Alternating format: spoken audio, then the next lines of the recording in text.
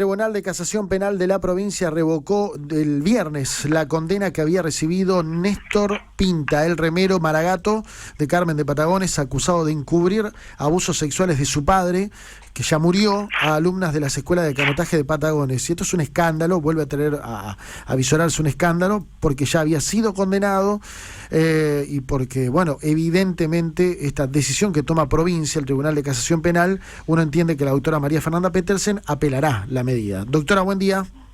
Buen día, Cristian, ¿cómo estás? Gracias por estar ahí. No. ¿Esta medida la va a apelar?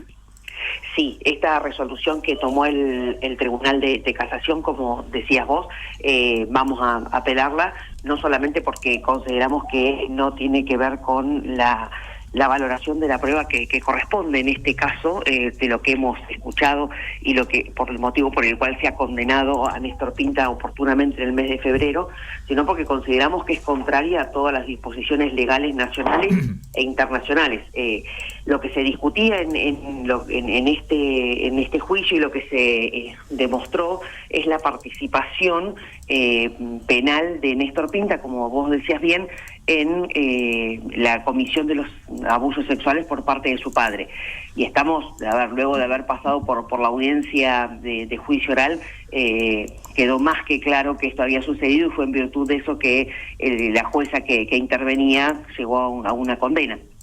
Doctora, ¿qué argumenta los magistrados, en este caso Casación?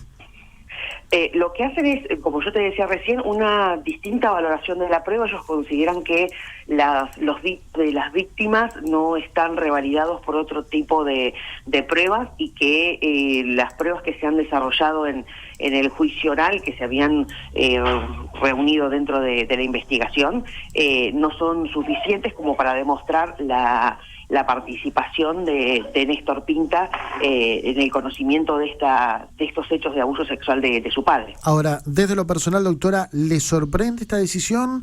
¿Era esperable que tal vez Casación, tenga una respuesta distinta a lo que había solicitado, o mejor dicho, lo que había dictaminado la justicia bahiense? A ver, si bien desde lo estrictamente lógico y procesal una resolución siempre puede ser revocada, en particular en esta causa no esperaba esta resolución porque considero que están los elementos de prueba y que fue más que acreditado el delito por el cual se llevó a juicio. Obviamente que me sorprendió y sobre todo a las víctimas las sorprendió y las paralizó nuevamente, como vos decías, son delitos muy complejos y muy sensibles a las subjetividades de las personas, pero bueno, seguiremos el camino de las instancias de apelación y lo haremos en los tiempos y en las formas que correspondan. Doctora, ¿qué le sorprendió más, la resolución o los fundamentos? Las dos cosas. Creo que la resolución, porque obviamente, como decía recién, estábamos convencidas de que estaba más que acreditado la participación de Néstor Pinta, y los fundamentos, porque más allá de este caso también son fundamentos que se pueden esgrimir o que claramente son los que tienen en cuenta al momento de valorar la prueba existente la sala del Tribunal de Casación, y lo que también implica en futuras resoluciones para otras tantas víctimas que en grado de apelación lleguen a este ámbito de la provincia. Creo que es a tener en cuenta esto, sobre todo porque es una interpretación que va en contra de todo lo que se ha estudiado, legislado y adherido en nuestro país a tratados internacionales en cómo debe ser tenida en cuenta la palabra de la víctima, las demás pruebas y analizar el contexto en el cual este tipo de hechos suceden, como fue en este caso particular dentro de una vivienda que oficiaba de gimnasio y segunda parte de entrenamientos de una escuela municipal. Hablamos con María Fernanda Petersen, abogada, letrada, que defiende los intereses de las dos víctimas que denunciaron a Néstor Pinta, que finalmente el Tribunal de Casación Penal revocó la condena de 4 años y medio de prisión y lo absuelve de culpa y cargo. Por el momento, la doctora Petersen confirma que va a apelar. Doctora, ¿qué le han manifestado las víctimas luego de esta decisión? ¿Cómo están ellas? Uno imagina que mal, pero bueno, ¿qué pudo dialogar con ellas que están tratando de rehacer su vida? Sí, con las dos hablé por separado el viernes, ni bien tuvimos notificación y vista no de los fundamentos en detalle, pero sí de la absolución.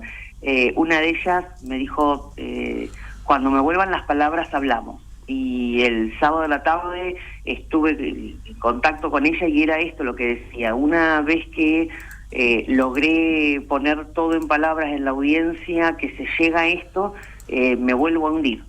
Yo lo que hablé con ellas obviamente es que más allá de una resolución jurídica, lo importante es cómo están ellas, su realidad, y bueno, tomar el tiempo necesario para poder refortalecerse y seguir con las instancias que corresponden dentro del proceso, pero por sobre todas las cosas acompañarlas a ellas en lo que vayan surgiendo y necesitando en estos días, que obviamente son muy duros, porque implica también revivir y repensar y reatravesar todo lo que ellas ya habían vivenciado. Es que se suma en varios aspectos, doctora. Primero, que este sujeto Néstor Pinta, era cómplice, así lo había determinado la justicia bahiense, era encubridor de su padre, que abusaba de ambas. Él sabía absolutamente todo, hacía caso omiso y facilitaba de alguna manera el accionar de su padre, que luego se quitó la vida, ¿no? Luego se quita la vida. Por otro lado, se viene también, doctora, y esto hay que remarcarlo, de un debate a principios de año donde la Fiscalía, el Ministerio Público Fiscal, lo voy a decir literal, le soltó la mano a las víctimas, ¿no? La doctora Lara dijo, nosotros no estamos de acuerdo con este juzgamiento, y en definitiva usted tuvo que hacer de fiscal / de querella, o sea, de abogada patrocinante. Exacto, fue un caso en el cual luego después de imputar en este caso a Néstor Pinta, la Fiscalía consideró que no eran suficientes las pruebas y solicitó el sobreseimiento, el cual fue dado por el juzgado de garantías que intervenía, y ahí nuevamente iniciamos un camino de apelaciones en el cual la Cámara Departamental consideró que sí estaban dadas no solamente las pruebas para llegar a un juicio oral, sino también que en el carácter de víctimas tenían esta potestad.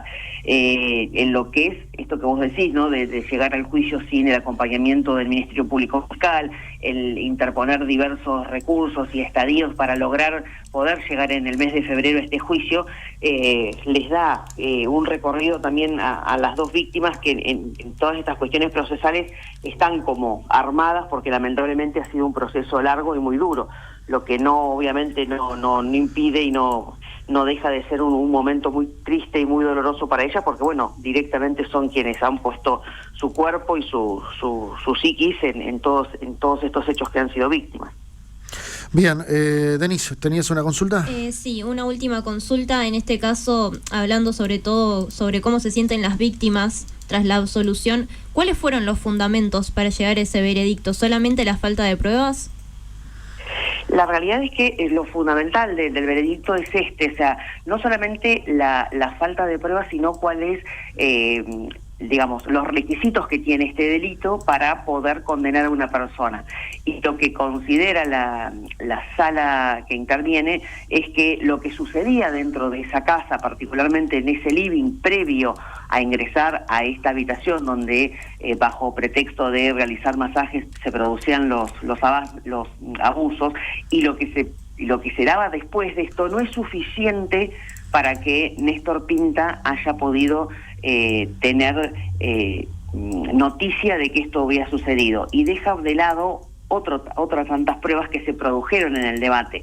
Y volvemos a lo mismo, más allá de la cantidad de pruebas que se hayan realizado o que se hayan producido, la interpretación que debe darse en este tipo de delitos, que tenemos que tener en cuenta que son dentro de una vivienda en el cual solamente estaba como adulto responsable de esta escuela esta persona, que eran una escuela de élite, que había un sinnúmero de circunstancias que se daban, que tal vez en otro ámbito no son relevantes, pero en una escuela de alto rendimiento deportivo sí hay que tenerlas en cuenta, y que no las analizó él como profesor a cargo. Entonces creo que tomar una prueba de una manera objetiva, como en el mismo lugar, en una escuela de canotaje con estas características, o en otro hecho que se esté analizando, no hace que se llegue a una interpretación errónea, y creo que básicamente se pierde de foco cuál es la modalidad y la mirada que hay que tener frente a un análisis de una situación, de un delito de estas características, más allá de que consideramos que digamos, las denuncias que dan origen a esta causa están objetivamente más que acreditadas dentro de la investigación y del juicio con otro tipo de pruebas. Quiero preguntarle, porque no me quedó claro la situación del acusado en este mommomento. ¿Está libre? Sí, él en ningún momento estuvo detenido. Luego de la sentencia condenatoria acá en Bahía Blanca, en el Tribunal Criminal número 3, no se dispuso ni se solicitó por parte nuestra la detención, y obviamente que mantiene esa situación procesal mayormente y más aún luego de esta absolución.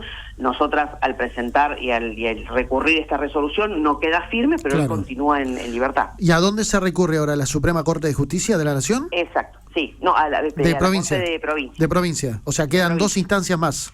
Exacto, provincia y nación. Ajá. O sea, primero a la provincia, luego en caso de que sea negativa la apelación suya, puede recurrir a nación también. Okay. Exactamente, sí. Y para el caso de que presentando el recurso en casación y casación dijera que el recurso no corresponde, a la Corte igualmente se puede llegar lo que se llama un recurso en queja. Cuando nos dicen que no es viable el recurso, se presenta en queja ante la Corte.